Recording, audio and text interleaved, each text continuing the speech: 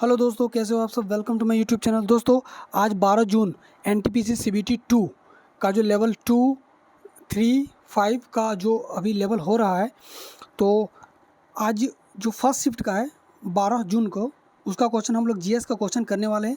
दोस्तों, एक चीज़ मैं सबसे पहले क्लियरिफाई कर देना चाहता हूँ कि इस जो जितने भी क्वेश्चन मुझे मिले हैं, इसमें से 4-5 क्वेश्चन ऐसे बच्चों द्वारा भेजा गया जिसमें मुझे पर्सनली डाउट है। तो आप लोग प्लीज़ बताइएगा कि ये क्वेश्चन पूछा गया था या नहीं। ऐसे मुझे 40 से ज़्यादा क्वेश्चन आज मिले हैं। तो चलिए वीडियो को शुरू करते हैं। पहला क्वेश्चन पूछा गया था जो मुझे पर्सनली डाउट है इस क्वेश्चन पे कि कैपिटल ऑफ फ्रांस, फ्रांस का कैपिटल क्या है। तो अगर ये पूछा गया हो तो इसका कैपिटल है पेरिस। अगला क्वेश्चन पूछा गया था पीएम मित्र पार्क योजना। देखिए, पीएम मित्र पार्क योजना से एक क्वेश्चन आया हुआ था। पीएम मित्र पार्क योजना, देखिए, पीएम मित्र पार्क योजना का शुभारंभ 6 अक्टूबर 2021 को किया गया था। ठीक है। आत्मनिर्भर भारत की स्थापना में प्रधानमंत्री नरेंद्र मोदी ने हाल ही में वर्ष 2026-27 तक 7 वर्षों की अवधि के लिए 4,445 करोड़ रुपये के परिव्यय के साथ ग्रीनफील्ड और ब्राउनफील्ड साइट्स में 7 PM mega integrated textile regional and apparel पार्कों की स्थापना को मंजूरी दी है। देखिए, यहाँ पे 2 पार्क बताया गया है, ग्रीनफील्ड और एक ब्राउनफील्ड। देखिए, ग्रीनफील्ड वो है जो शुरू से स्टार्ट किया जाएगा, शुरू से 0 लेवल से स्टार्ट किया जाएगा, और ब्राउनफील्ड वो है जो पहले कुछ काम हो चुका है या फिर जो फैक्ट्री पहले से चलता आ रहा है उसी में अपग्रेड किया जाएगा। तो ये 2 है। ठीक है। अब ये जो है पीएम मित्र योजना, ये एक्चुअली में टेक्सटाइल का है, कपड़ा उद्योग से रिलेटेड है। इस योजना के तहत केंद्र सरकार ने सामान्य बुनियादी अवसंरचना के विकास हेतु प्रत्येक ग्रीनफील्ड मित्र पार्क के लिए 500 करोड़ और ब्राउनफील्ड के लिए 200 करोड़ रुपये की राशि आवंटन की गई है। पीएम मित्र पार्क को सार्वजनिक निजी भागीदारी पीपीपी मोड में एक विशेष प्रयोजन वाहन स्पेशल पर्पस व्हीकल एसपीवी के जरिए विकसित किया जाएगा। इसका स्वामित्व केंद्र और राज्य सरकार के पास होगा। ये एक्चुअली में है क्या कि कपड़ा उद्योग में, भले हम लोग रेशम उद्योग में अभी पूरा विश्व में 2nd पोजीशन पे, लेकिन कपड़ा उद्योग में अभी काफ़ी पीछे में है। इसी के चलते नरेंद्र मोदी ने इस योजना का शुभारंभ किया है, जिसके तहत ये रखा गया है, एक लक्ष्य रखा गया जिसमें भारत को उन अग्रिम देशों के साथ खड़ा करना है कपड़ा उद्योग में, जो अभी टॉप पे चल रहा है। मिस यूनिवर्स 2021, देखिए इस क्वेश्चन पे भी मुझे डाउट है। मिस यूनिवर्स 2021 का खिताब किसने जीता है। तो देखिए, मिस यूनिवर्स 2021 का खिताब हरनाज संधू ने जीता है। ठीक है। 21 साल के बाद भारत ने खिताब अपने नाम किया। संधू से पहले केवल 2 भारतीयों ने साल 1994 में सुष्मिता सेन और साल 2000 में लारा दत्ता ने यह खिताब जीता था। इस आयोजन का यह जो आयोजन हुआ है मिस यूनिवर्स, ये 17वां आयोजन है और ये कहाँ पे हुआ, इजराइल के इलियट में आयोजित किया गया है। अकबरनामा कितने भाग में है। देखिए, अकबरनामा का कितने पार्ट है ये पूछा गया है। अबुल फजल द्वारा लिखित अकबरनामा 3 भाग में है। इसमें से जो तीसरा भाग है आईने अकबरी, इसका जो तीसरा भाग है उसे ही आईने अकबरी कहते हैं। प्रथम भाग में अकबर के पूर्वजों तथा उनके आरंभिक जीवन का वर्णन है। दूसरे भाग में अकबर काल के घटनाओं के संबंधित है और तीसरे भाग अर्थात आईने अकबरी में अकबर के शासन काल से संबंधित आंकड़े तथा शासन व्यवस्था संबंधी अन्य नियमों का वर्णन किया गया है। किस भारतीय ने ओलंपिक में 2 मेडल जीता। देखिए, पीवी सिंधु ने 2021-22 का जो हाल ही में जो ओलंपिक हुआ है उसमें ब्रॉन्ज मेडल जीती है और 2016 में रियो डी जेनेरियो ब्राज़ील में जो हुआ था उसमें सिल्वर मेडल जीती है। तो इसका करेक्ट आंसर हो जाएगा पीवी सिंधु। मिक्स ग्लैंड, देखिए मिक्स ग्लैंड से क्वेश्चन आया था कि नहीं ये मुझे नहीं पता, ये भी आप लोग बताइएगा। देखिए, मिक्स ग्लैंड कहा जाता है पेनक्रियाज को, मिक्स ग्लैंड कहा जाता है पेनक्रियाज को।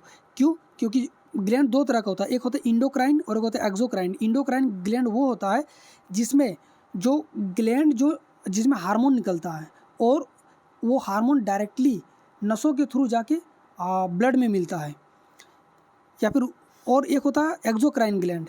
एक्सोक्राइन ग्लैंड, ये डायरेक्टली उस प्रोडक्ट पे अपना जो जूस है या फिर एंजाइम है उसको डाल देता है।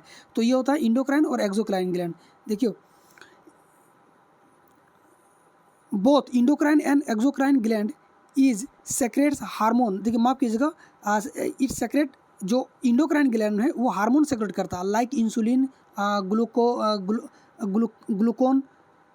Glucagon and also digestive enzyme जो होता है एक्सोक्राइन में। यानी कि सिंपली आप ये जान लें, यहाँ पे शायद कुछ मिस्टेक, स्पेलिंग मिस्टेक हो गया है। इंडोक्राइन ग्लैंड वो होता है जो हार्मोन को सेक्रेट करता है, हार्मोन को, और एक्सोक्राइन ग्लैंड वो होता है जो जूस या फिर एंजाइम को सेक्रेट करता है। और ये जो पेनक्रियाज है, ठीक है, ये पेनक्रियाज ये दोनों तरह याद, ये जूस भी करता है और एंजाइम भी करता है, साथ ही हार्मोन का भी सेक्रेट करता है। इसीलिए इसे एक्सोक्राइन, माफ कीजिएगा, इसे मिक्स ग्लैंड कहा जाता है। अनुच्छेद 368 से क्वेश्चन पूछा गया था।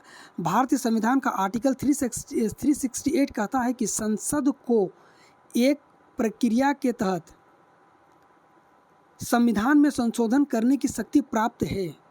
देखिए कहा गया है 368 में कि संसद को एक प्रक्रिया के द्वारा संविधान में संशोधन कर सकता है, लेकिन उस पर एक नियम भी है कि उसका जो मूल जो भी वहाँ पे लिखा हुआ, जो पहले से लिखा गया था, उस पर बिना छेड़खानी किए हुए ही।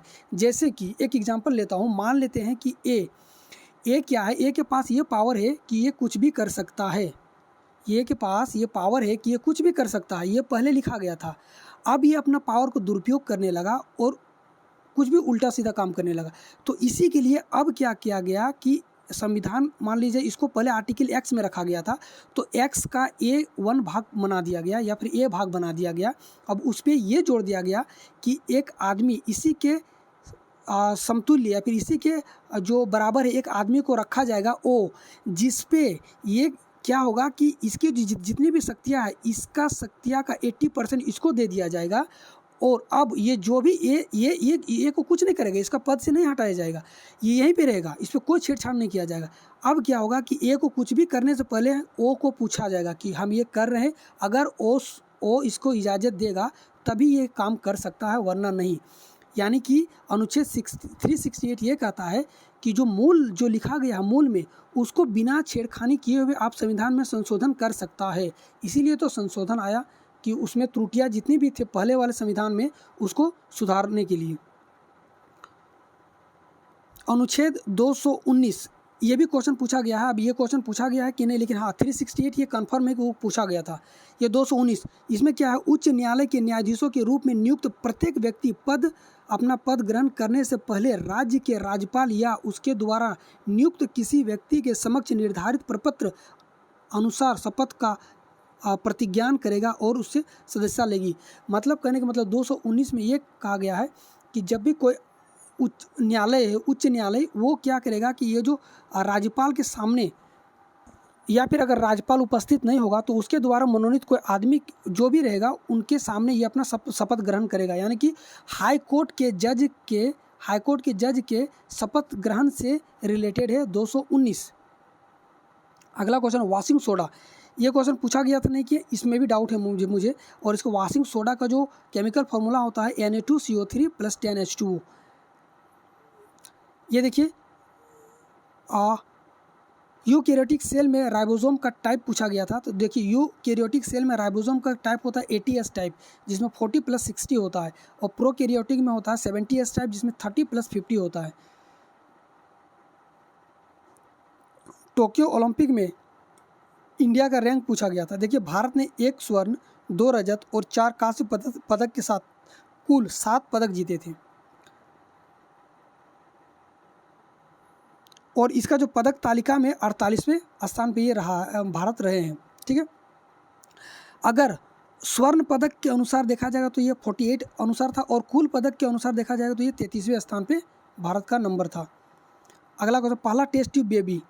तो ये देखिए पहला टेस्ट ट्यूब बेबी 25 जुलाई 1978 इंग्लैंड का ओल्डहैम जनरल हॉस्पिटल तथा दुनिया की पहली test tube baby Louise Joy Brown का जन्म हुआ था। तो ये अगर पहला टेस्ट ट्यूब बेबी थी तो ये Louis Joy brown.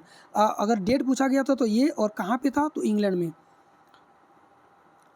Vitamin B7 की कमी से कौन सा रोग होता है? देखिए कई सारे रोग यहाँ पे, बालों का झड़ना, त्वचा में लाल चकत्ते पड़ना, आंखों का लाल हो जाना, स्किन का इन्फेक्शन होना, नाखूनों का टूटना या फिर बालों का टूटना, अवसाद, सुस्ती, ये सब है। ऑप्शन में क्या था? अब ऑप्शन के हिसाब। और विटामिन B7 का साइंटिफिक नाम है बायोटीन। विश्व सांख्यिकी दिवस ये 20 अक्टूबर को मनाया जाता है और सबसे पहले 2010 में स्टार्ट किया गया था इसको। वर्तमान में भारत के कितने हाई कोर्ट है? देखिए वर्तमान में भारत के 25वां हाई कोर्ट है, 25 हाई कोर्ट है। भारत ने 41 साल बाद ओलंपिक में किस देश को हराकर हॉकी में ब्रॉन्ज मेडल जीता? देखिए जर्मनी को हराकर भारत ने ब्रॉन्ज मेडल जीता था। इससे पहले भारत ने वासुदेवन भास्करन की कप्तानी में 1980 में मॉस्को ओलंपिक में गोल्ड मेडल जीता था। पुरुष और महिला, देखिए ये पुरुष और महिला के गुणसूत्रों के मिलने से क्या होता है? देखिए जब पुरुष का स्पर्म और ओवरी, महिला का जो ओवरी जब मिलता है फैलोपियन ट्यूब में, तो उसे फर्टिलाइजेशन कहा जाता है, ठीक है। और ये जब फर्टिलाइजेशन हो जाता है उसके बाद ये गर्भाशय में आके दीवार में चिपक जाता है और यहीं पे पहला सेल का जन्म होता है, जिसे कहा जाता है जाइगोट या फिर युग्मनज। जो पहला सेल, जब महिला के गुणसूत्र और पुरुष के गुणसूत्र मिलते हैं तो जो पहला चीज़ बनता है यानी कि एक सिंगल सेल बनता है, जिसे जाइगोट कहा जाता है। भारतीय संविधान के 8वीं अनुसूची में कितने भाषाएं हैं? देखिए भारतीय संविधान के 8वीं सूची में अभी प्रेजेंट में 22 भाषाओं को रखा गया है, लेकिन इससे पहले 14 ही भाषा हुआ करती थी। फिर 1967 में 21वीं संविधान संशोधन में सिंधी भाषा को जोड़ा गया। फिर 71वीं संविधान संशोधन अधिनियम 1992 में 3 भाषाएं, जिसमें नेपाली, मणिपुरी और कोंकणी को जोड़ा गया। 92वें संविधान संशोधन में 4 भाषाएं संथाली, बोडो, डोगरी और मैथिली को जोड़ा गया। तो और ये इस तरह से देखा जाएगा तो 14 में ये सब भाषा जुड़ के अभी 22 भाषाएं हैं। तो आपका ऑप्शन में भी 22 ही था, इसका करेक्ट आंसर हो जाएगा 22। भारत में उच्चतम न्यायालय को किस अनुच्छेद में रखा गया? देखिए भारत में उच्चतम न्यायालय को किस अनुच्छेद में रखा गया? तो देखिए 214 से लेकर के 237 तक में इसे रखा गया है। अब यहाँ पे जो ऑप्शन में 214 से 237 के बीच में ये 219 है, जो ऑप्शन में आपको दे रखा था 219, 319, 108, तो इसका करेक्ट आंसर हो जाएगा 219। विश्व खाद्य दिवस, अब माफ कीजिएगा, विश्व खाद्य पुरस्कार 2021 किसने जीता? तो देखिए 2021 के लिए डॉक्टर शकुंतला हरक सिंह थिलस्टेड को दिया गया है, ठीक है, 2021 का। 2020 का दिया गया था डॉक्टर रतन लाल को दिया गया था और 2022 का अभी मनोनीत कर दिया गया है USA की डॉक्टर संध्या रोसेनजविग को। फरवरी 2022 तक पीरियोडिक टेबल में कुल कितने एलिमेंट हैं? 2022 तक अभी भी 118 ही एलिमेंट है। सत्रिया नृत्य की शुरुआत निम्न में से किनके द्वारा किया गया? तो देखिए सत्रिया नृत्य का जो शुरुआत किया गया था, ये नृत्य नाट्य मुख्य रूप से असमीय वैष्णव संत और समाज सुधारक श्रीमंता शंकर देव और उनके मुख्य शिष्य माधव देव, किनके द्वारा? शंकर देव और माधव देव के द्वारा सत्रिया नृत्य की शुरुआत की गई थी। खारे पानी की झील निम्न में से कौन सी है? देखिए खारे पानी की झील पुलिकट झील तमिलनाडु में है। ऑप्शन में आपके पुलिकट झील दिया गया था। दिल्ली के युद्ध स्मारक का उद्घाटन किनके द्वारा किया गया? तो ये देखिए नरेंद्र मोदी के द्वारा किया गया दिल्ली के युद्ध स्मारक के उद्घाटन। MS एक्सेल में अलाइनमेंट को एडजस्ट करने के लिए किसका उपयोग किया जाता है? देखिए अलाइनमेंट का एडजस्ट करने के लिए जैसे अलाइनमेंट आप लेफ्ट में लिख सकते हैं, राइट में आप टॉप में लिख सकते हैं। किसी वर्ड को अगर इस तरह से तिरछा लिखना है, किसी वर्ड को इस तरह से लिखना है, तो या फिर किसी वर्ड को आपको टॉप में रखना, किसी को सिर्फ नीचे में रखना है। तो ये जितने भी अलाइनमेंट होता है ना, जैसे इसमें जस्टिफाई, राइट, लेफ्ट, ये सभी, इसका जो करेक्ट आंसर हो जाएगा ये ऑल हो जाएगा। आपका यही ऑप्शन में दिया गया था। विंडो 10 में शटडाउन करने के लिए कौन सा की का प्रयोग किया जाता है? देखिए विंडो 10 में शटडाउन करने के लिए जो मैं पर्सनली अपने लैपटॉप में करता हूँ वो है कंट्रोल कंट्रोल प्लस अल्ट और प्लस F4, ये होता। अब आपके ऑप्शन, मुझे ऑप्शन नहीं पता है इसलिए मैं नहीं बता सकता, लेकिन जो विंडो 10 में है, जो कंट्रोल अल्ट और F4 ये प्रेस करने से एक साथ शट डाउन हो जाता है। HYVP का फुल फॉर्म पूछा गया था। देखिए, high yielding varieties programme, high yielding varieties programme is related to increase agriculture productivity. देखिए, एग्रीकल्चर में बढ़ावा देने के लिए हाई यील्डिंग वेराइटीज़ प्रोग्राम को शुरुआत किया गया था। सिंधु घाटी सभ्यता में पंजाब प्रांत में कौन से स्थल पर खुदाई की गई थी? देखिए, तो रोपड़, ये रोपड़ पंजाब प्रांत में है, जिसपे ऑप्शन में रोपड़ था और ये इसका करेक्ट आंसर होगा। निम्न में से कौन सा भारत के पड़ोसी देश जिनकी सीमा समुद्र से नहीं लगती है? ये हो जाएगा नेपाल।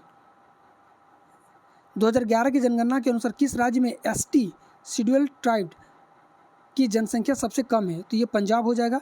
2011 की जनगणना के अनुसार अनुसूचित जनजाति का, यानी कि ST का, अनुसूचित जनजाति का अधिकतम अनुपात निम्नलिखित राज्यों में है। देखिए, सबसे कम यानी कि 0% जो है 2011 के जनगणना के अनुसार पंजाब में है, और सबसे ज़्यादा मिजोरम में 94.8%। क्योंकि आने वाले शिफ्ट में ये सबसे कम पूछा गया, तो आने वाले शिफ्ट में सबसे ज़्यादा पूछा जा सकता है। नागालैंड में 86.5, मेघालय में 86.1, अरुणाचल प्रदेश में 68.8। देखिए, लक्षद्वीप या फिर केंद्र शासित प्रदेश में इनकी जिसमें अनुसूचित जनजाति का जो जनसंख्या है, यानी कि जैसे कि UT हो गया केंद्र शासित प्रदेश, उसमें अगर पूछा जाएगा तो 94.8% है लक्षद्वीप में। अनुसूचित जनजातियों की साक्षरता दर मिजोरम में सबसे अधिक है 91.7%, और आंध्र प्रदेश में सबसे कम 49.2%। ओपन रॉक म्यूजियम किस राज्य में है? तो देखिए, ओपन रॉक म्यूजियम हैदराबाद में है। पाइथन 5 डियाडो द्वारा विकसित किस तरह की मिसाइल है? देखिए, पाइथन 5 जो है ना, वो एयर टू एयर मिसाइल है, एयर टू एयर मिसाइल है। पाइथन 5 5वीं पीढ़ी की मिसाइल है। इसका विकास डीआरडीओ ने किया और ये एयर टू एयर मिसाइल है। 2019 में खुदाई के दौरान किस जिले में भगवान बुद्ध की मूर्ति मिली है? देखिए, ये लखीसराय बिहार में खुदाई के दौरान, इसका जो ऑप्शन में था ये लखीसराय ही ऑप्शन में था, और ये इसका करेक्ट होगा। रत्नावली पुस्तक किनके द्वारा लिखी गई? तो देखिए, ये हर्षवर्धन के द्वारा लिखी गई है। NNP divided by total population. देखिए, एक क्वेश्चन आया था, NNP divided by total population, NNP divided by total population बराबर क्या होता है? तो देखिए, प्रति व्यक्ति आय से निकाला जाता है, प्रति व्यक्ति आय। फॉसिल्स ट्री किसे कहा जाता है? देखिए, फॉसिल्स ट्री जो है ना, ये एग्जैक्टली जब तक इसका ऑप्शन नहीं मिलेगा ये बताना थोड़ा सा मुश्किल हो जाएगा। बंगाल में जेलों के सुधार के लिए किस वर्ष अधिनियम लाया गया था? जिस तरह से जो लड़कों ने ऑप्शन बताया था उसके अनुसार, और जो मैंने जो सर्च किया उसके अनुसार मैच नहीं कर रहा था, तो आप लोग प्लीज़ एग्जैक्टली बताइएगा कि ये क्वेश्चन किस तरह से था। ये क्वेश्चन पूछा गया था, अब ये किस तरह से था, आप लोग प्लीज़ उसको बताइए या फिर करेक्ट आंसर भेजिएगा। आल्हा लोकगीत से एक क्वेश्चन आया था। देखिए, आल्हा लोकगीत बुंदेलखंड उत्तर प्रदेश का एक प्रमुख लोकगीत है।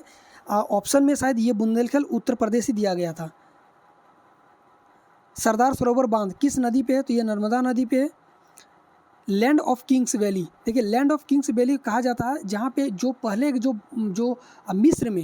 मिस्र में जो फेमस राजा हुआ करता था उनको यहीं पे दफनाया जाता था, इसीलिए इनका नाम पर यह लैंड्स ऑफ किंग्स वैली दफनाया जाता था। तो देखिए, ये है कहाँ पे? तो घाटी थेब्स में। आधुनिक इसको अभी जो इसका नाम है लक्सर कहा जाता है। इसके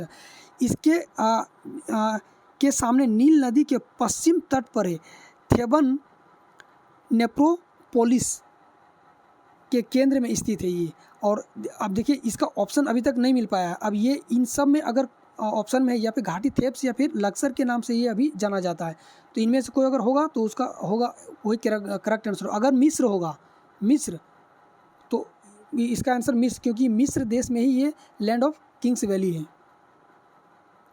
भारत में पहली ट्रेन डैश तक चलाई गई थी। देखिए मुंबई से, भारत में मुंबई से पहली ट्रेन जो है मुंबई से थाने तक चलाई गई थी। लगभग 34 किलोमीटर का आसपास में चलाया गया था, 34 किलोमीटर। भारत के पश्चिमी घाट पर कौन सी बंदरगाह है? देखिए भारत, अब एग्जैक्टली ऑप्शन में नहीं ये मिला कि कौन सी घाट दे रहा है, क्योंकि पश्चिमी घाट में कई सारे नाम आते हैं। देखिए तो कोचीन, मंगलोर, मोरमा गाओ, मुंबई, नाहवा सेवा, जवाहरलाल नेहरू और कांडला बंदरगाह पश्चिमी घाट पे है। अब इनमें से कौन सा होगा आपका ऑप्शन में, वही करेक्ट होगा। जबकि अगर पश्चिमी घाट अभी पूछा है तो पूर्वी घाट पूछ सकते हैं। जबकि कोलकाता, पारादीप, विशाखापट्टनम, हल्दिया, चेन्नई, एन्नौर और तूतीकोरिन बंदरगाह भारत के पूर्वी घाट में स्थित है। तो अगर पश्चिमी घाट इस बार पूछा तो मे भी पूर्वी घाट पूछा जा सकता है। तीनों सेनाओं के प्रमुख कौन होता है? देखिए तीनों सेनाओं के प्रमुख होता है, ये राष्ट्रपति होता है। गाइस तो ये आज का लास्ट क्वेश्चन जो है मुझे मिला था यही है। वीडियो कैसा लगा आप लोग प्लीज़ बताइएगा, और वीडियो को प्लीज़ लाइक कीजिएगा, शेयर कीजिएगा और सब्सक्राइब कर लीजिएगा चैनल को। और प्लीज़ जो क्वेश्चन नहीं आया था, जो भी बच्चे का इस शिफ्ट में था, पहला शिफ्ट में था, और वो देख के जो क्वेश्चन आया प्लीज़ आप लोग बताइएगा कि कौन कौन सा क्वेश्चन इसमें से रॉन्ग है या फिर नहीं आया था। क्योंकि बच्चों द्वारा भेजा गया कुछ बच्चे ऐसे होते हैं जो पिछले बार भी जब मैंने वीडियो डाला था तो कुछ गलत क्वेश्चन बताया गया था। तो इसीलिए मैं पहले इसको क्लेरिफाई कर देता हूँ कि ये जो भी क्वेश्चन दिया गया है बच्चों के द्वारा दिया गया है, और इनमें से कौन सा कितना क्वेश्चन गलत है, या फिर जो क्वेश्चन गलत क्वेश्चन नहीं होता है, जो क्वेश्चन नहीं आया था इस शिफ्ट में, आप लोग प्लीज़ बताइएगा। चलिए वीडियो देखने के लिए थैंक यू। तब तक के लिए जय हिंद, जय भारत।